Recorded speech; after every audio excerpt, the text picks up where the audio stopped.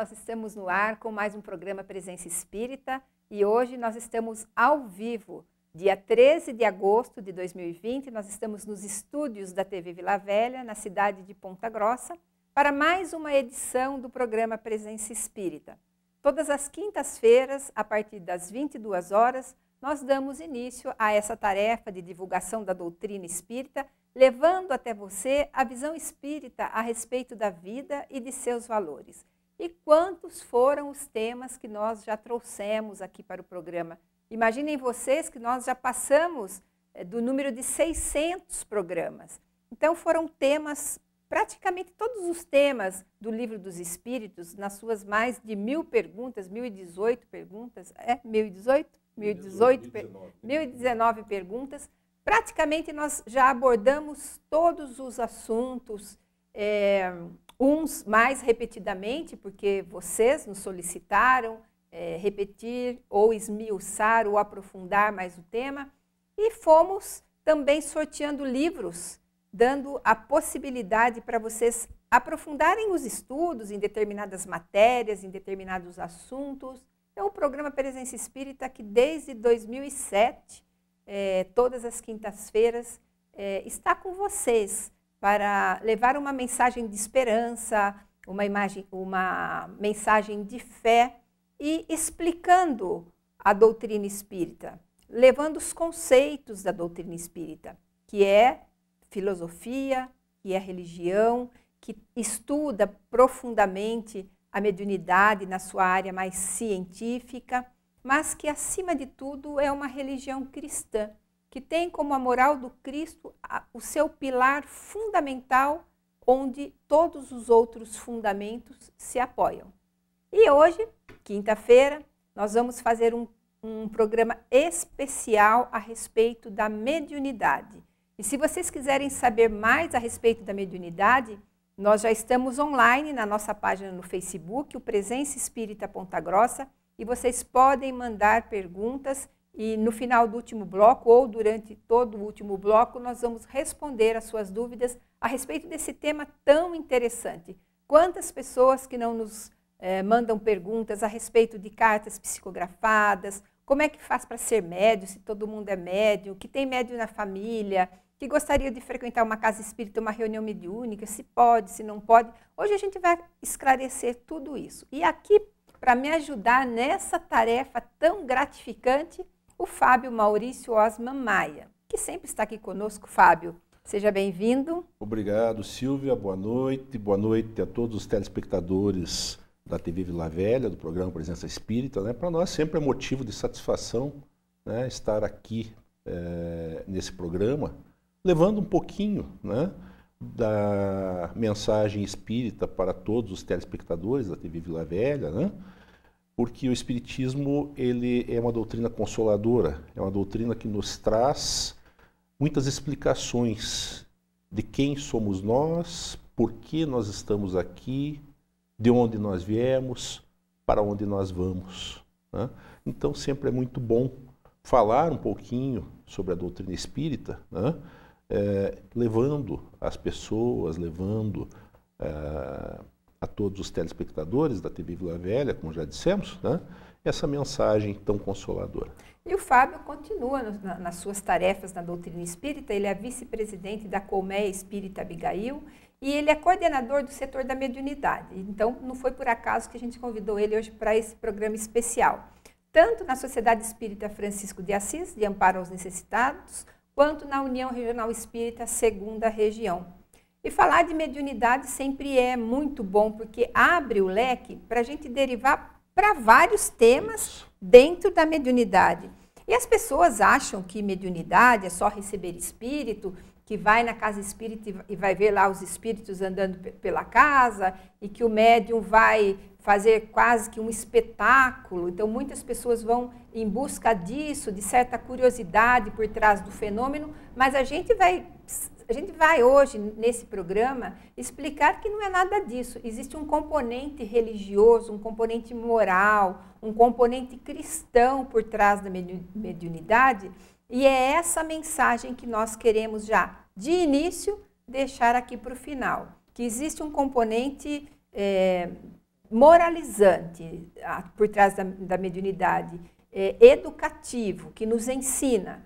E o Fábio hoje vai falar a esse respeito, por isso que eu começo a perguntar, Fábio, o que é a mediunidade? Muito bem, Silvio. Então, se a gente for definir mediunidade, trazer uma definição, nós vamos ter a mediunidade como uma faculdade humana, uma faculdade natural, e que possibilita para o indivíduo, para o ser humano, o intercâmbio com o mundo espiritual, o contato, a comunicação entre os dois planos da vida. Então aqui é importante a gente destacar que, em se tratando de mediunidade, nós estamos falando de um sistema de comunicação. De um sistema de comunicação que se estabelece como se eu fosse telefonar para você, mas, ao invés de nós usarmos aqui o telefone no mesmo plano, a comunicação está se dando entre o plano dos encarnados, dos chamados vivos, segundo o corpo físico, o corpo de carne, e aqueles que já passaram, como diz Joana de Ângeles, eu gosto muito de usar esse termo, já ultrapassaram o portal de cinza e lama, ou seja, já se encontram no plano espiritual. Então é preciso sempre a gente trazer dentro do conceito da mediunidade um dos princípios básicos da doutrina, que é a imortalidade da alma. Nesses tempos de pandemia, em que nós vemos as pessoas sofrendo pela morte dos seus entes queridos, em que nós vemos as pessoas não tendo a possibilidade sequer de fazer o velório e o funeral como o costume, a tradição ocidental faz, nós percebemos que as pessoas se sentem, assim, parece que num vazio.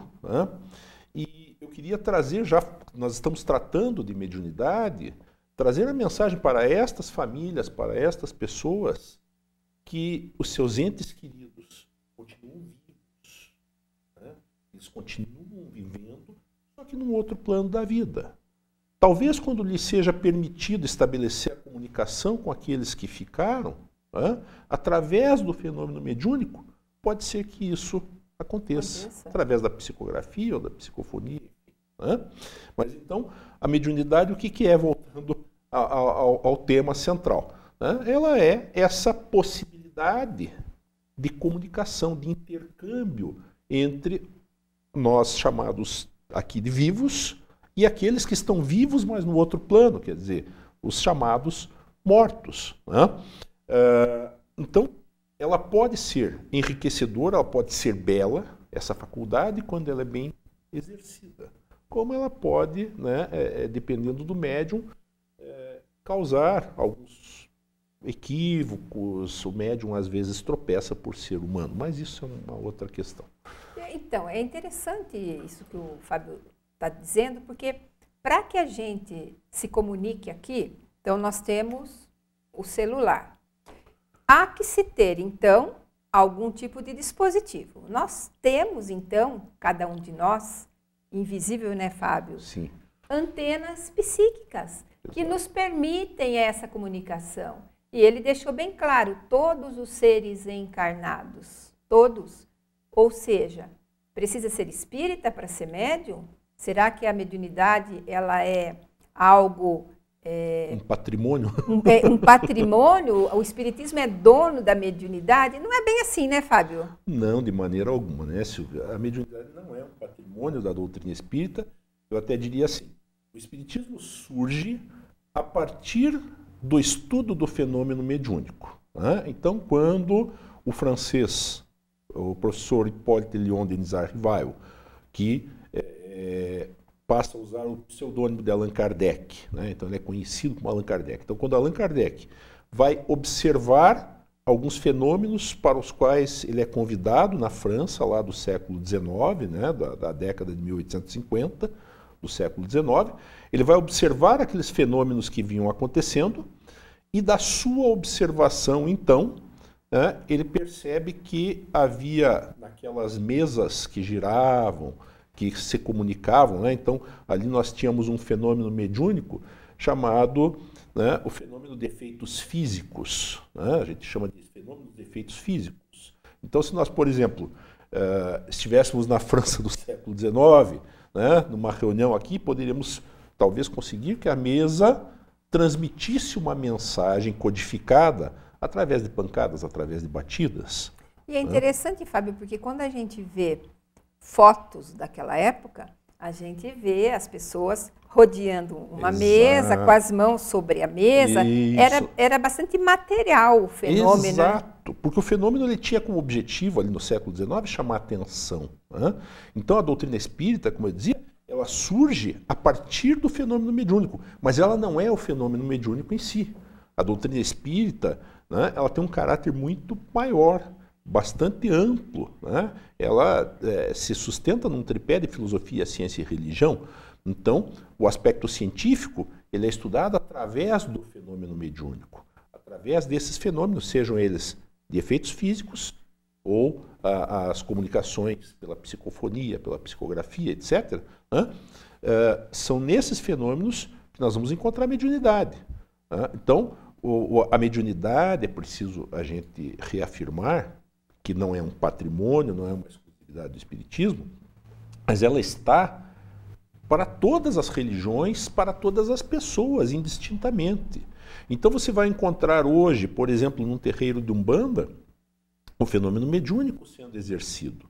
Como você vai encontrar o fenômeno mediúnico ao longo de toda a história da humanidade, né, desde os tempos mais recuados, aonde as pitonisas, né, os adivinhos, os profetas, né, os apóstolos de Jesus, aqueles fenômenos de cura. Né? Nós temos, por exemplo, a mediunidade na modalidade curativa, né, em que se realizam curas até os dias de hoje. E na antiguidade isso era muito mais forte. Né? Então nós temos lá os fenômenos... A Bíblia está cheia. A Bíblia está repleta de fenômenos mediúnicos. Né? Quando nós pegamos o caso de Joana d'Arc, por exemplo, durante a Idade Média, né, lá na Guerra dos 100 Anos, Joana d'Arc, o que eram as vozes que ela ouvia, senão as vozes dos espíritos? E aí a gente vai à questão 459 do Livro dos Espíritos, onde Kardec pergunta, influem os espíritos em nossas vidas?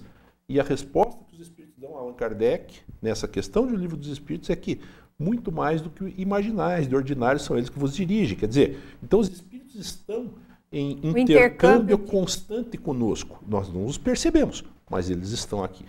Bom, nós vamos continuar falando sobre mediunidade. Você pode mandar as suas perguntas aqui no nosso Facebook, o Presença Espírita Ponta Grossa. A gente vai continuar falando desse assunto o programa todo. Por isso, já vai pensando na sua pergunta, que a gente vai fazer um intervalo bem rápido e já volta com o segundo bloco do programa Presença Espírita.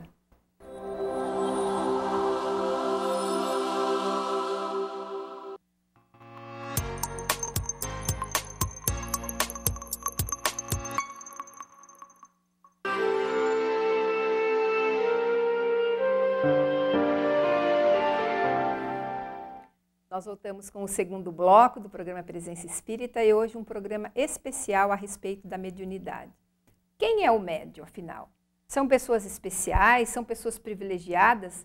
E eu não estou falando daquilo que o Fábio falava, que todos nós temos antenas psíquicas. Eu já estou pensando na frente, naqueles médiuns que vieram com missões, que psicografam, que escrevem livros, que dão palestras, que têm notoriedade. Eles são pessoas especiais que recebem os espíritos, assim, veem os espíritos. São pessoas especiais, Fábio? Têm poderes especiais? São escolhidos por Deus para essas tarefas? Então, Silvia, o Kardec nos traz em O Livro dos Médiuns, né, que é a segunda das obras da codificação, ele nos traz a informação de que o médium é toda a pessoa que sente num grau qualquer, né, num grau maior ou menor, a influência dos espíritos. Então, isso é o médium. É aquela pessoa que sente, num grau maior ou menor, a influência dos espíritos.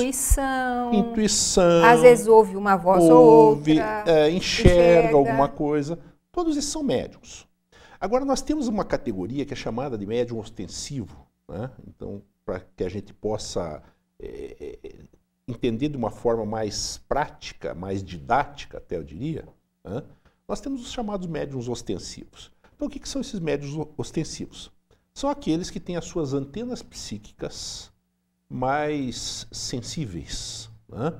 Essas antenas são sensíveis, então tem uma capacidade de captação, digamos assim, maior, né, do que aquele que só tem a intuição, né, ou que só tem uma percepçãozinha muito... Um arrepio aqui. Um arrepio, exato. Sente alguma coisa. Então, quando nós pegamos vamos usar exemplos conhecidos, né, do público, o Divaldo Pereira Franco, né, ou o Chico Xavier, né, que são dois médiuns, possivelmente os mais conhecidos no Brasil e no mundo, né, e que tanto se dedicaram à psicografia quanto à psicofonia, e até a outros fenômenos, né? Então, por exemplo, o Divaldo tem uma época que ele vinha aqui a Ponta Grossa e ocorriam aqui mesmo fenômenos de materialização de espíritos, né? Onde ele, através da sua capacidade mediúnica, né, da sua mediunidade já bastante ostensiva, bastante desenvolvida, né, ele conseguia promover fenômenos de materialização de espíritos, né? Então, esses fenômenos, eles continuam existindo, né? Mas nem todos os médiums têm a sua antena psíquica tão aguçada para ter essa condição de recepção desse tipo de comunicação. O que é mais comum dentro das modalidades, né? Então nós podemos dizer que há várias modalidades mediúnicas. Então no início do programa nós falávamos dos efeitos físicos, né? Das mesas que giravam lá na França, etc. Então há os efeitos físicos, tanto com as mesas, quanto as próprias materializações quando ocorrem, né, que são fenômenos mais intensos. E há aquele fenômeno que é o fenômeno mais, digamos assim, mais comum nas casas espíritas, que são as comunicações dadas através da psicografia, que é a fala, né, o espírito se comunicando verbalmente. A psicografia aliás, escrita. Perdão, a psicofonia. Psicofonia. A psicografia. Eu pensei numa coisa e falei outra. Né? Então, a psicofonia com a fala, né? A psicofonia com a fala, né? Que era isso que eu queria dizer, e a psicografia a partir da escrita do médium, né?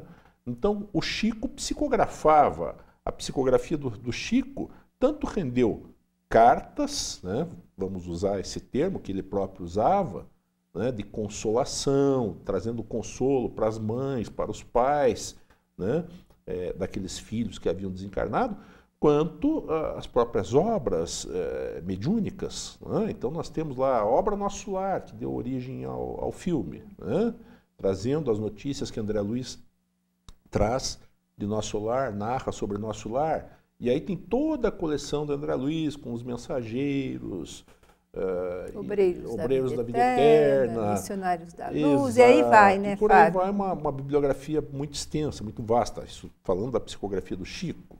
Aí nós temos o Divaldo, né, é interessante a gente observar que a psicografia, tanto do Chico quanto do Divaldo, como vem de diversos espíritos, então você tem diferentes obras publicadas. Só aquelas obras, algumas vão relatar, como o André Luiz traz, como é que é o mundo espiritual. Né? Como é que se dá, né, a vida do outro lado da vida, quer dizer, após o fenômeno biológico da morte. O Manuel Filomeno Miranda, através do Divaldo, por exemplo, ele traz muitos estudos sobre o fenômeno mediúnico e sobre a obsessão, sobre os processos obsessivos. Né? Então, ele estuda mais, né, a psique humana. Né? Joana de Ângeles traz uma série psicológica fantástica. Né? Então, cada espírito na sua modalidade traz o seu conhecimento através do médium, através daquela capacidade que aquele encarnado tem de transmitir através da escrita, né, na psicografia, ou através da fala na psicofonia, de transmitir a mensagem que vem do plano espiritual. Lembrando sempre, né, a gente sempre diz para as pessoas que a comunicação mediúnica, ela se dá vindo de lá para cá. Né? A ligação telefônica, ela toca de lá para cá. Né? Existiu uma época, na época de Kardec, em que se faziam as evocações. Para estudo. Mas o objetivo maior era o estudo, né? O objetivo era estudar, né? Na mediunidade que se exerce, por exemplo, nos terreiros de Umbanda, há o processo evocativo de determinados espíritos das falanges que compõem aqueles grupos de espíritos que vêm ali atender pessoas, né? Na doutrina espírita, nós não fazemos a evocação. Nós temos a comunicação vindo do plano espiritual para o plano físico, né? Então é como se fosse um telefone que recebe ligações, mas não faz as ligações, né? Então a prática no meio espírita é essa, né? Ela segue nesse caminho. Agora, você me fez pensar numa coisa que a gente ouvia muito falar quando era criança, se bem que eu nunca fiz, tá, gente? Que é aquela brincadeira do copo, de as pessoas se reuniam, e deve ter gente que ainda faz esse tipo de brincadeira, os copos ficam em cima da mesa e a gente não deve brincar com as energias mediúnicas, porque as manifestações elas podem acontecer em qualquer lugar, e espíritos brincalhões que não têm nenhum compromisso com a verdade, que não têm nenhum compromisso com a moral do Cristo, eles estão sempre por aí. Então, brincou, eles podem aparecer, né, Fábio? O que a gente deve aconselhar para as pessoas em relação a isso? Muito bem. Essa tua pergunta, eu acho que ela é bastante significativa no sentido de esclarecer mesmo a seriedade do fenômeno mediúnico, né? O fenômeno mediúnico é algo muito sério. Ele não deve ser usado só para matar a curiosidade, né? Por simples, né? Eu quero saber, né? Então, é comum, por exemplo, uma adolescente lá, eu quero saber se um dia eu vou casar e com quem eu vou casar, né? Se o cara que eu vou conhecer vai ser bonito ou não, e etc. Quantos filhos eu vou ter. Quantos filhos eu vou ter, né? Enfim. Então, essas perguntas, elas são perguntas, né, que os espíritos que podem vir responder são esses espíritos que você falou, né, Silvia, que são os brincalhões. Então, eles são espíritos sem compromisso necessariamente com a verdade. E essa brincadeira do copo, que foi muito comum durante muito tempo, né, a gente via as pessoas fazendo isso, principalmente os jovens, os adolescentes, né, as crianças, adolescentes, porque o copo ele vai respondendo as perguntas ali conforme vão sendo feitas. Nesse fenômeno, o que pode acontecer é se gerar um processo obsessivo, né? De repente aquele grupo que está ali não conseguir dar conta daquelas energias, daquelas forças espirituais que estão ali. Porque não sabem lidar, senão não estariam brincando. Exato, né? E aí, perdendo-se esse controle, quer dizer, você gera um problema muito grave, pode gerar um processo obsessivo, né, uma perturbação muito grande. Então, não é recomendável a prática mediúnica fora da casa espírita. Aliás, é necessário, né, e é importante que as pessoas compreendam isso, embora a mediunidade ela seja uma coisa absolutamente natural, um processo natural, né, porque ela é uma faculdade orgânica, né? Então ela desperta naturalmente, mas é importante sempre educar a mediunidade. E esse processo de educação da mediunidade que ocorre nas casas espíritas, nos centros espíritas, ele se dá primeiro com um estudo teórico, e aí esse estudo teórico aliado à prática, né?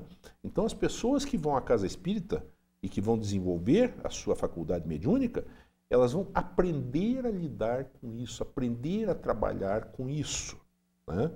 E não dá para ninguém dizer assim, eu sou formado em mediunidade, né? Porque a mediunidade requer um estudo para a vida toda, né? Ela é um estudo para a vida toda, ela não é uma coisa simples, né? Ela é um fenômeno bastante complexo, é um fenômeno que nos exige que estejamos sempre buscando compreender melhor, buscando entender como esse fenômeno se processa. Aliás, quando Allan Kardec codifica a doutrina, né, a doutrina espírita, ele chama de a ciência espírita. Então ele procura trazer o fenômeno mediúnico dentro de um princípio científico, procurando explicar por que aquilo acontecia, como aquilo acontecia, quem eram aqueles espíritos, né? Então ele fazia perguntas.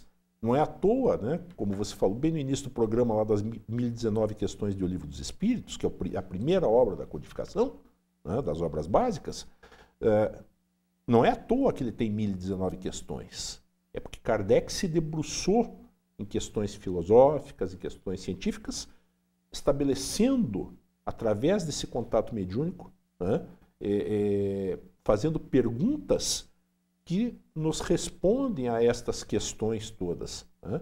E o Livro dos Médiuns, que é a segunda das obras básicas, vai nos trazer um manual, né? Ele é como se fosse um manual para a compreensão da mediunidade, para que a gente entenda de fato todos os mecanismos da mediunidade, toda a sua complexidade. E quando a gente entende, a gente então passa a ter essa noção da gravidade que é.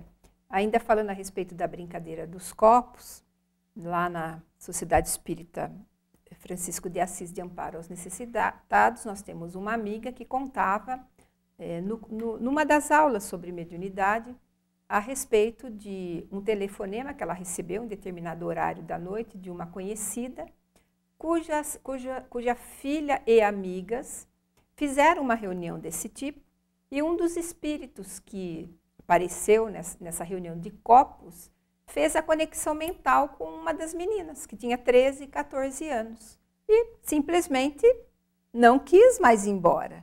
Ficou naquela conexão e as meninas não sabiam como lidar com aquelas energias e com o que estava acontecendo.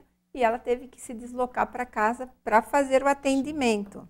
Então, veja você como que a gente tem que realmente ter uma seriedade no trato com a mediunidade, por conta de ser algo tão respeitável, né? De um teor tão elevado em relação às conexões com a vida maior, com os planos superiores da vida. Nós vamos fazer um intervalo agora, vocês podem continuar mandando suas questões, nós vamos responder no final do último bloco, e agora a gente vai para o intervalo e já voltamos.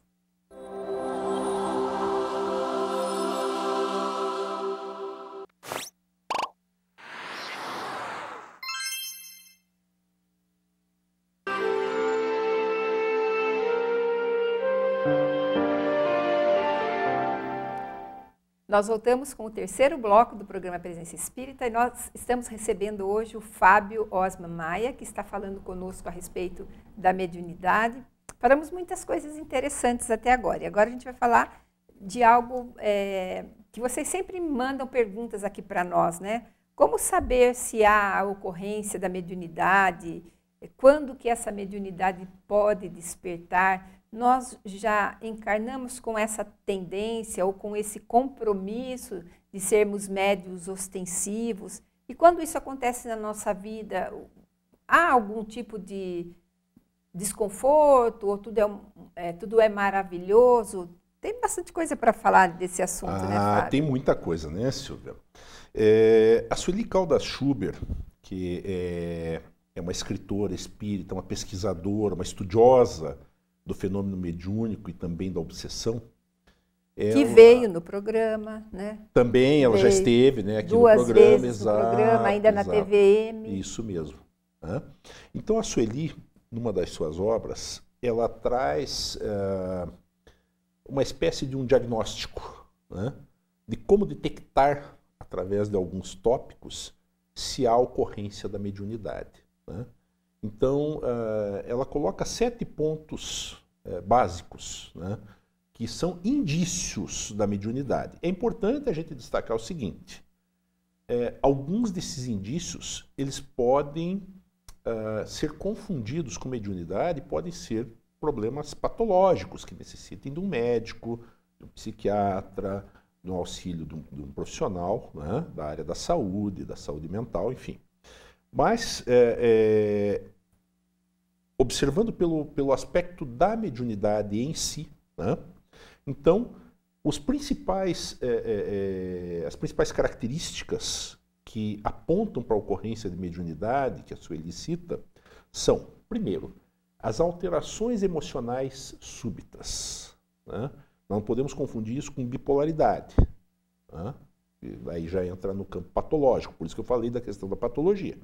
Mas algumas alterações emocionais súbitas naquela pessoa que não tem nenhum histórico psiquiátrico, né? Essa alteração emocional, ela pode ser um indício de mediunidade, quando aquilo não é natural da pessoa. Ou seja, eu estou bem, de repente eu tenho uma crise de tristeza, Exato. de desânimo, não sei o que está Exato. acontecendo comigo. Isso, ou então uma euforia muito grande, né? Às vezes é o inverso. Às vezes E é aquela confunde euforia. com, viu? E confunde com bipolaridade. Exatamente, pode né? confundir com bipolaridade, pode confundir com depressão. Né? Então, por isso que tem que se tomar o cuidado. Né? A gente recomenda que as pessoas nunca deixem também de procurar os médicos. Porque aí vai ser feito o diagnóstico, né? Sem dúvida. Né? O que acontece muito é quando a pessoa vai ao médico, o médico diz assim, não, você não tem nada. Né? Mas a pessoa tem essas alterações emocionais, por exemplo. Né? E o médico não consegue diagnosticar, já fez todos os exames possíveis. Então aí sim entra a questão da influência dos espíritos, né? Através do despertar da mediunidade. Uma sensibilidade emotiva muito acentuada. Chora fácil. Né? Isso. Né? Então a emotividade muito intensa, que é uma coisa que sai fora do comum, que sai fora do normal, né? Daquele que seria... Porque nós podemos ter uma pessoa que se sensibiliza, por exemplo, com um filme. Né? As mulheres, tem muitas mulheres que um filme mais romântico e tal, se emocionam. Isso é normal. Agora, quando a coisa extrapola, né? Sai fora do quadro da normalidade, daquilo que é corriqueiro, aí sim é um indício, né, de mediunidade. Começa a desconfiar. Né? Exato. Aí nós caminhamos para um terceiro ponto, que são as vidências. Né? Quer dizer, a pessoa começa a enxergar. Às vezes ela enxerga um vulto, de repente ela enxerga uma pessoa, mas aí ela olha de novo e a pessoa não está ali. Né? Sente presenças, né? Sente as presenças, né, dos espíritos, consegue perceber. Então, essa vidência ou essa sensação de presença é um indício também de mediunidade. Né? Quando há uma necessidade compulsiva, automática, da pessoa escrever ideias que não são suas, né? Coisas que não fazem parte necessariamente do seu repertório. Né? E isso é muito comum, Fábio. Até no meu consultório, às vezes as pessoas me contam isso. Às vezes eu levanto durante a noite para escrever. Aí eu pergunto, o que você escreve? Não sei, me dá uma vontade de escrever e eu tenho umas inspirações. Isso, né? Isso. Essas inspirações, né, elas, em muitas vezes, elas são parte do próprio fenômeno mediúnico. Né? Quer dizer, então, há um espírito ali que quer passar a sua história ou quer narrar uma história, ele vem e ele faz com que a pessoa sinta aquela vontade, que é uma vontade compulsiva mesmo, é uma coisa muito difícil de ser controlada. Né? Um outro indício são os calafrios, a sensação de formigamento nas mãos ou na cabeça. Né? Esse tipo de sensação também, quando descartadas questões patológicas, né, elas são também indicativos, são também indícios de mediunidade. Né? Um sexto ponto, né, um outro aspecto também bastante característico da mediunidade é o mal-estar em determinados ambientes ou na presença de certas pessoas. Isso é bem comum, né, Fábio? É bastante comum. Né? Você estar num ambiente e de repente você começa a passar mal. Né? Você sente uma fobia, um desespero, né? uma sensação muito ruim, muito afligente, né? Aquilo te aflige, te incomoda. Né? Você às vezes tem necessidade de sair daquele ambiente, às vezes você precisa estar ali, mas você sente aquela necessidade de sair, né, daquele lugar. Então isso também é um indicativo da mediunidade. E uma questão que é muito interessante, né, é a sensação de enfermidade. As chamadas doenças fantasmas. Né? Então, quantas pessoas vão ao consultório, às vezes ela passa por diversos médicos de diferentes especialidades, ela faz baterias de exame e o médico diz, não, está tudo bem, está tudo certo, está tudo normal. Né? E a pessoa continua sentindo a sensação de enfermidade. Eu estou com a pressão alta, né? Mas vai medir a pressão está normal. Né? Eu estou com tontura, estou com isso, aquilo, aquele outro. Tem uma porção, né? Ou às vezes desperta de madrugada, fica aflita, né? Acha que vai ter acha que vai morrer. Vai morrer, a sensação de quase morte, essa coisa toda. Né? Então, tudo isso pode ser um indicativo de fenômeno mediúnico. É claro que a gente sempre alerta, né, Silvia, que as pessoas vão buscar atendimento no médico. Porque às vezes, né, Fábio, também, pode acontecer das coisas evoluírem juntas. Sem dúvida. A pessoa tem uma patologia Isso. física e ainda evolui o desabrochar da mediunidade junto. Há determinadas enfermidades que elas têm também a influenciação espiritual junto. Né? Há casos, né, da própria epilepsia, em algumas situações, em que há sim a influência dos espíritos. Que a crise é descarregada pela presença. Pela ação espiritual. Né? Eu me lembro que tem um texto numa das obras do Divaldo Pereira Franco, agora não me recordo, me fugiu o nome do livro, mas onde a esposa do médium, que era um médium de cura, do médium Davi, Trilhas de Libertação, é a obra, no Trilhas de Libertação. A esposa do médium Davi tem uma crise convulsiva. E os espíritos que estão observando, né, narrando a cena, o espírito Manuel Filomeno Miranda, ele fala que ali houve como que um engalfinhamento entre o espírito obsessor e a pessoa que teve aquela crise. Né? Então, ali há um problema de caráter patológico, né? Quer dizer, a pessoa tem lá a doença, mas a ação espiritual potencializa. Né? Ela acaba por potencializar. É um fator precipitante. Né? É um fator precipitante, exato. Né? Então, aí nesses casos, é recomendável que se façam os dois tratamentos, que se faça o tratamento neurológico, busque um neurologista, né? Vai ao neurologista, faz todo o tratamento necessário, se for necessário tomar medicamentos, toma os medicamentos, mas, paralelamente, busca o que a conduta espírita recomenda, né? No sentido da nossa reforma íntima, né? Melhorando o pensamento. Isso, melhorando os nossos pensamentos, a nossa sintonia, fazendo higiene mental, para que a pessoa possa alcançar um ponto de equilíbrio. Né? É mente sã e corpo são, né? Quer dizer, é o espírito e o corpo interagindo ali. Então, mente sã e corpo são, sem dúvida nenhuma. Bom, nós estamos quase terminando esse bloco para lembrar, então, para o Fábio, que eu vou perguntar para ele se a mediunidade tem uma idade para desabrochar. O que acontece, o que a gente deve fazer quando nós temos crianças que veem os espíritos, que conversam com os espíritos, que esse amiguinho invisível ele existe mesmo e ele é invisível para nós, mas para a criança muitas vezes não é. A mediunidade nos adolescentes. Nós vamos fazer um intervalo bem rápido agora e já voltamos já com o último bloco do programa Presença Espírita.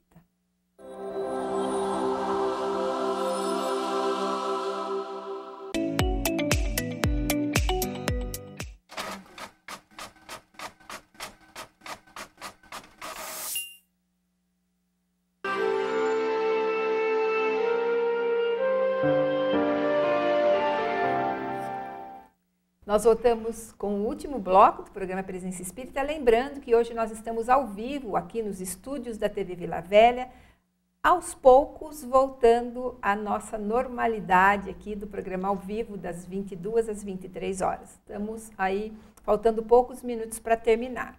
Bom, então, vou deixar as perguntas para o Fábio. Se existe alguma idade, se nós assumimos um compromisso, quem sabe, no mundo dos espíritos, então tem um tempo que essa mediunidade vai desabrochar. Como nós devemos fazer se existem crianças em casa que entram em contato com os espíritos, lógico, espontaneamente, e a mediunidade no jovem, no idoso também, Fábio? É um leque de assunto que não acaba mais hoje. Sem dúvida. Bom, não tem, Silvia, uma idade específica para o desabrochar da mediunidade. Né? Ela pode ocorrer em qualquer fase da vida. Ela pode acontecer na infância, ela pode acontecer na adolescência, na idade madura, na senectude mesmo. Né? Então, a possibilidade da ocorrência mediúnica, né, do start da mediunidade, ela varia de pessoa para pessoa. Né? Ela vai ocorrer de um para outro de formas O Chico diversas, começou com 5 anos, né? Chico Exato. Xavier, né? 5 anos. Chico ainda criança, Divaldo ainda criança. Né? Então, muitas vezes você tem o despertar da mediunidade na criança e aí existem diferentes formas de reação da criança. Você tem aquela criança que se perturba, Que né? não dorme. Que não dorme, que chora, fica irritado. se agita, às vezes adoece, né? Então você tem esse tipo de comportamento da criança, porque ela está num processo talvez de sofrimento mesmo ali, com os espíritos que a cercam. E você tem também aquelas crianças que têm, como né, você comentava, o amiguinho invisível, o amiguinho imaginário. Vê o vô, né? às vezes, né? Ou vê o avô. Né? O Divaldo tem uma história interessante que ele conta que ele tinha um amigo índio, né? Um índiozinho, um menino índio. Então ele brincava com aquele índiozinho e ninguém sabia quem era o tal do índiozinho que ele falava lá. E era um espírito. E era um espírito. Né? Depois ele ficou sabendo que era um espírito. Então, Chico e Divaldo têm histórias muito ricas nesse sentido, os dois, mas esse fenômeno não aconteceu só com Chico e com Divaldo. Né? Há inúmeras crianças portadoras de faculdade mediúnica, né? E que, de repente, aquela faculdade starta. Né? Eu estava me lembrando agora, aqui em Ponta Grossa, há muitos anos atrás, há mais de 40 anos, 50 provavelmente, houve uma ocorrência de um fenômeno de efeitos físicos numa determinada região da cidade, em que havia fogo espontâneo, combustão espontânea na residência. A casa começava a pegar fogo. E quem estava na casa era uma criança, um adolescente. Né? Então aquele adolescente era médium. Ele era um médium de efeitos físicos, ele não sabia. Né? E aí foram levados lá diversos religiosos para tentar resolver o problema, até o momento que foram até a Sociedade Espírita Francisco de Assis, pegaram duas pessoas experimentadas, né, o seu Guaraci Parnavieira e o seu Epaminondas Xavier de Barros. Os dois foram até a residência, né, e aí atenderam o espírito, atenderam aquele espírito que queria chamar a atenção, né, atenderam aquele espírito e aí cessou aquele fogo espontâneo que acontecia naquela residência. Né. Então, o fenômeno ele pode acontecer com o adolescente, ele pode acontecer com a criança ou com o adulto. Né? Não há uma idade correta. O que é que se faz nesses casos? Né? Qual é a atitude que um pai, uma mãe deve ter com um filho quando esse filho é uma criança? Né? Vai incentivar a mediunidade? Não, não vai. Não vamos incentivar a mediunidade da criança. Ela precisa estar madura para compreender o fenômeno mediúnico. Então, a criança ela é muito sensível. É preciso ter toda uma psicologia, todo um cuidado. Não precisa assustar a criança. Né? Mas, para nós espíritas, o que nós recomendamos? Busque uma casa espírita. Leve essa criança numa evangelização infantil, infanto-juvenil. Né? Ali ela vai estar começando a ter o conhecimento básico da doutrina espírita numa linguagem apropriada para a sua idade, para a sua capacidade cognitiva. Né? Ela vai começar, então, a receber essas informações lá na evangelização. Aqueles espíritos que eventualmente a perturbam vão estar sendo atendidos na casa espírita. Né? E aí se recomenda aos pais, né, que se adote a postura de pelo menos uma vez por semana fazer o culto do evangelho no lar, de levar essa criança a tomar o passe, né, para receber o passe. Então, são essas as ferramentas que a doutrina nos coloca nas mãos. Né? É preciso também que os pais se esclareçam, né, quando você tem a ocorrência de uma criança médium em casa. Então, é importante que os pais venham, mesmo não sendo médiums, mas venham à casa espírita assistir palestras, né, ou eventualmente entrar no curso de educação da mediunidade para aprender a lidar com o fenômeno e ter condições de trabalhar com seus filhos. Né? Porque nós precisamos, os nossos filhos, assim como nós precisamos orientá-los na idade escolar, né? Quando eles estão em idade escolar, precisa o pai e a mãe estarem junto, auxiliando o filho nas tarefas da escola, nas atividades, nos trabalhos. Também é importante que os pais tenham conhecimento e possam auxiliar, possam ajudar essas crianças quando elas são médiums, né? Para que não se gere sofrimento e para que a criança encare isso com uma certa naturalidade. É interessante. Essa semana eu tive no meu consultório um caso de uma paciente de 19 anos, que sabe que eu sou espírita, e aí ela me disse assim, eu precisaria saber um pouco mais de espiritismo. Eu falei, estou às ordens, né? É porque eu vejo minha avó na minha casa o tempo inteiro. Mas assim, com uma naturalidade tão grande, uma coisa tão espontânea, que não está gerando nela nenhum tipo de desconforto, nenhum tipo de mal-estar. Ela me contou tão tranquila, como se ela me falasse, eu vejo meu amigo todo dia na minha casa. Assim, é que eu vejo minha avó todos os dias na minha casa, então eu gostaria de saber mais sobre o espiritismo, né? Então, isso que é bacana, né, Silvia? Quando a pessoa tem esse equilíbrio, essa tranquilidade, e consegue perceber que se comunicar com o espírito, visualizar um espírito, é algo natural. É aquilo que nós falávamos no início do programa. Quem são os espíritos? Os espíritos somos nós, somos todos nós. Hoje nós estamos aqui nessa roupagem de carne, né, do corpo físico. Então, nós temos o corpo para né, nos apresentarmos, nos comunicarmos. Mas eu vou perder minha forma? Não, não vai perder a forma quando for para o plano espiritual. Vai manter a mesma forma, inclusive. Né? Vai manter inicialmente a mesma imagem, a mesma coisa. Né? Simplesmente a dimensão na qual nós estamos é diferente. E, consequentemente, nós que nos encontramos hoje encarnados, né, vivos, segundo né, a concepção humana, né, nós que nos encontramos aqui vivos, encarnados, nós não conseguimos perceber visualmente, salvo aquele médium que tem a capacidade da vidência, né, que tem essa faculdade mediúnica da vidência, ele consegue perceber os espíritos que estão na outra dimensão. Né? Mas os espíritos somos nós. Então o fenômeno mediúnico ele tem que ser encarado como algo absolutamente natural, como uma coisa muito espontânea. Né? E não como uma coisa, porque é do outro mundo, porque é sobrenatural. Não, é uma outra dimensão. E é interessante, ainda voltando na questão da criança, porque os pais sendo espíritas facilita muito. Nem tanto, porque às vezes a mediunidade na criança também vem de forma ostensiva, que até os pais espíritas ficam de cabelo em pé, né? Claro. Mas facilita pelo conhecimento. E às vezes a criança médium, dentro de uma casa que abrace outra religião, muitas vezes os pais não percebem que é mediunidade, porque também não tem esse link, né? Isso. E às vezes a criança sofre, a família sofre. Exato. Por conta também desse desconhecimento. Exato. Né? Então, é por isso que é importante estudar a mediunidade.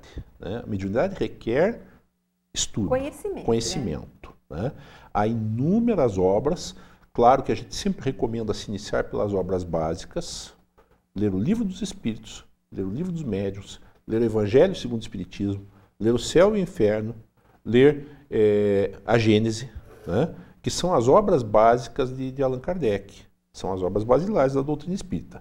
E a partir destas obras, aí vem as leituras complementares, que são as obras psicografadas por Divaldo, por Chico e tantos outros médicos, Raul Teixeira e tantos outros, que vão complementar aquilo que os espíritos trouxeram para Kardec, né?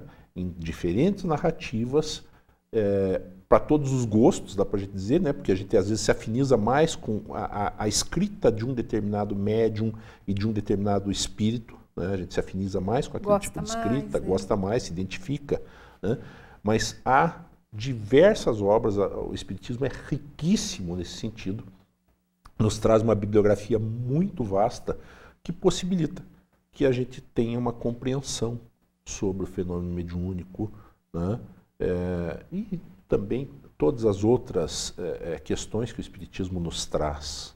E os benefícios, né, que a mediunidade nos traz, né? Sem dúvida. Da gente receber tantas informações do mundo dos espíritos. Está tudo escrito ali. Quando a gente tem esse roteiro, os espíritos, eles vêm, os superiores que ditam as obras espíritas, eles vêm com tantas orientações, e às vezes fica lá no fundinho do livro guardado, a gente tem o livro na estante só de enfeite, né? E ali muitas vezes tem uma receita de vida, inclusive. Exato. Né? Fábio, eu tenho uma pergunta para você, mas como eu tenho 1 minuto, não vai dar tempo, né? Então, nós vamos ter que voltar a fazer mais um programa a respeito de mediunidade, porque existem muitas pessoas que assumem o compromisso da mediunidade e não conseguem abraçar o compromisso, abandonam, e isso tem repercussões. É a pergunta que eu faço para o Fábio num outro programa, né? O que acontece com o médium que ou ele deixa não assume os seus compromissos, quais são as repercussões. Já vou até deixar aberto aqui para a gente poder fazer um programa novo sobre mediunidade. Mas agradeço muito sua presença, muito obrigada. Eu que agradeço a oportunidade de estar aqui, né, Silvia? Sempre é muito bom estar com vocês aqui, né? Agradeço pela oportunidade que você nos dá, né? E agradeço a paciência dos telespectadores, né, que nos assistem. Mas esse foi um assunto bastante interessante, né, Fábio? É teórico, mas sim, ele é muito interessante. Sim. Nós vamos nos despedindo. Na semana que vem nós estaremos ao vivo aqui na TV Vila Velha com mais um programa Presença Espírita e contamos com sua audiência. Até lá!